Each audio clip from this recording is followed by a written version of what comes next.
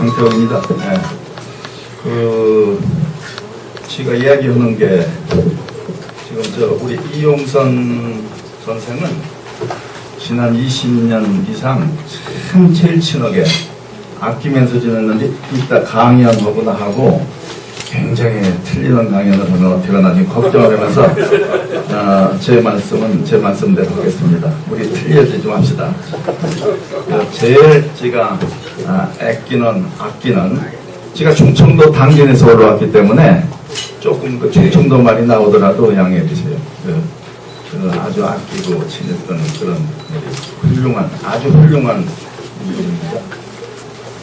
저는 7분 하려고 했는데 몇 분 하면 됩니까? 5분이면 5분이요. 그러면 네, 5분 동안 하겠습니다. 저기 아까 소개한 분이 와서 이런 얘기를 해요.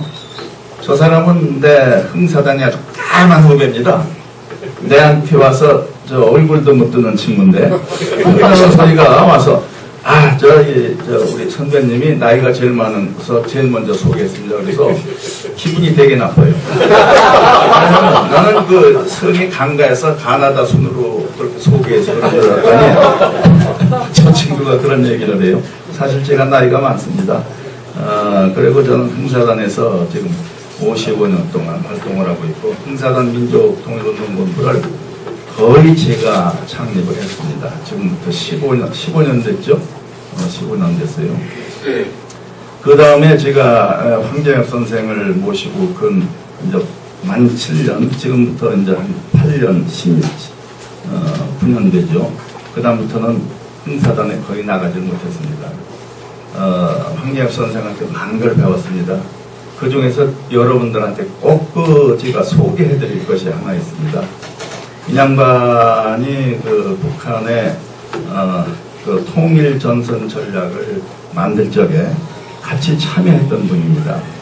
뭐냐 하면은 이북이 소련도 무너지고 그리고 중국이 개혁가방으로 나왔을 적에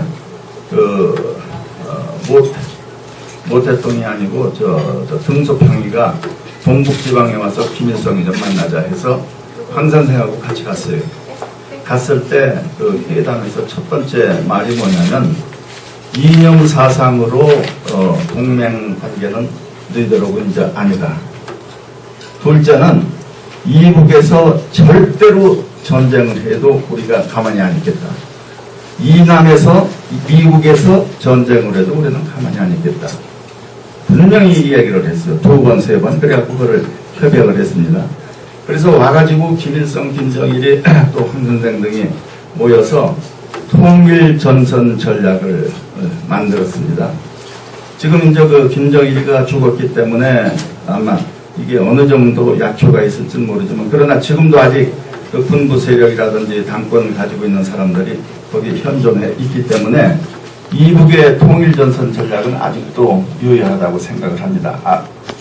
김정은이가 이번에 육군 참모총장을 교체하는 걸 보고서 아마 조금씩 변하지 않는가 이런 생각을 하는데 통일전선 전략이 뭐냐? 기가 막힌 전략이에요. 무슨 전략이냐? 국공합작 전략이 협약이라고 하죠. 국민당하고 장개석이 국민당하고 모태똥이의 공산당하고 국공합작을 했는데 그때 뭐냐면 장개석 세력이 훨씬 컸습니다. 모태똥 세력은 적었습니다. 그런데 이 사람은 겉으로는 악수하고 이렇게 협약을 하고서 밑에서는 공작을 해가지고 그것을 반대로 세력을 이 공산 세력을 키웠습니다. 그래가지고서 모태똥을 쫓아냈지 않습니까?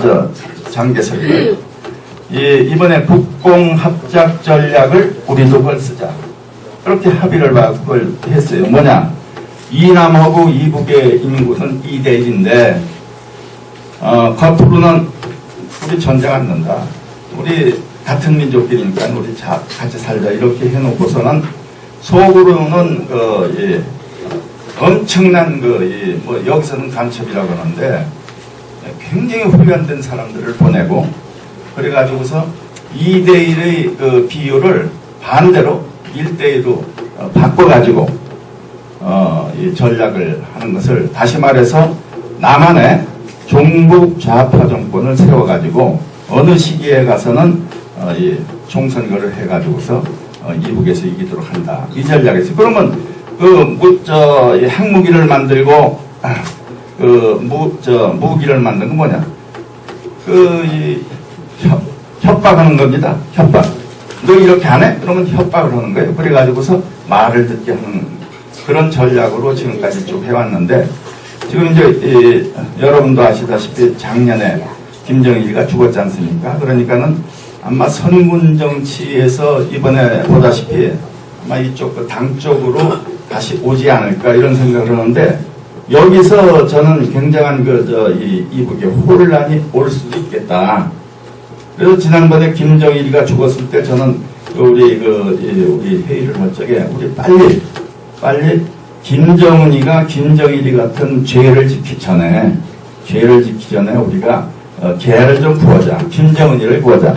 김정일이는 굉장한 그 죄를 졌기 때문에 어떻든지 간에 죽게 돼 있었습니다. 300만 명을 굶어 죽였기 때문에 어떻게 살겠어요. 그래서 우리는 이걸 염두에 두고 아직도 통일전선 전략은 유효하다. 그런데 이런 차원에서 지금 우리가 하는 통일전사 이 운동을 하는데 철저하게 우리는 이북에 있는 인민들을 상대로 해서 사랑도 베풀고 구원도 베풀고 이런 운동을 해야 된다 이런 생각을 합니다. 한마디 지금 5분 됐습니까? 네. 됐어요? 이제 그만하라는 얘기인데 이건 또 들어야 돼요. 이 세상에서 가장 좋은 전략이 무엇입니까? 전쟁, 싸움에서 싸우지 않고 이기는 방법입니다. 그래서 전략에서 가장 좋은 것은 상병은 벌모 이랬어요. 기차는 벌교. 그래도 안 되면 벌병이다. 이건 무슨 얘기냐면 제일 좋은 전략은 싸우지 않고 하는 건데 싸우지 않고 이기려면 정신을 바꾸면 돼. 정신. 38선에 있는 이북의 군대가 우리한테 거는 총을 입으로 겨누면 벌모죠. 또 벌교는 뭐냐면 관계를 지금 이북에서는 황기엽 선생이 오셔서 그런 얘기를 했어요. 자기가 2번 놀랐는데 한 가지는 남쪽이 참 잘 산다 하는 건 알았는데 어떻게 이렇게 잘 사는 나라가 이렇게 혼란스러우냐 이거예요. 어떻게 이렇게 많은 소위 이야기는 종북 세력들이 많으냐. 깜짝 놀랐다. 야, 김정일이가 진짜 성공을 했구나. 벌교. 있는 사람하고 없는 사람하고 싸우게 하고, 미국하고 싸우고, 일본하고 싸우게 하고. 하여튼, 되게 이렇게 싸우게 해가지고 완전히 교란작전한 것이 벌교예요. 그래서 우리는 그런 전략이 있다는 것을 이북에서는 그걸 실질적으로 쓰고 있고, 우리는 그걸 모르고서 아직도 맹문도 왔다 갔다 하다 보니까는 지금 16명이 들어갔으니까 12명이 들어갔으니까 철저하게 애국가도 안 걸리고 국기에 대해서 경례도 않는 그런 종북 세력들이 12명인가 16명 들어갔지 않습니까? 그러니까 우리는 이것을 항상 머리에 두고서 통일운동도 하고 또 이런 행사를 해야 된다 이런 말씀을 드리고 하여튼 제가 그 전부터 통일하고 다녔는데 우리 이제 시민사회단체에서도 이제 통일에 이제 관심을 갖고 통일운동을 시작하게 된 것을 정말 저는 무한히 기쁩니다. 정말 기쁩니다. 여러분들 한 분 한 분이 정말 통일이 여건이 돼가지고 통일이 됐을 때 이북 동포들한테 정말 껴안고서 정말 너희들 고맙다 이 소리 들을 수 있는 그런 분들이 되어주시길 간절히 부탁드립니다. 감사합니다.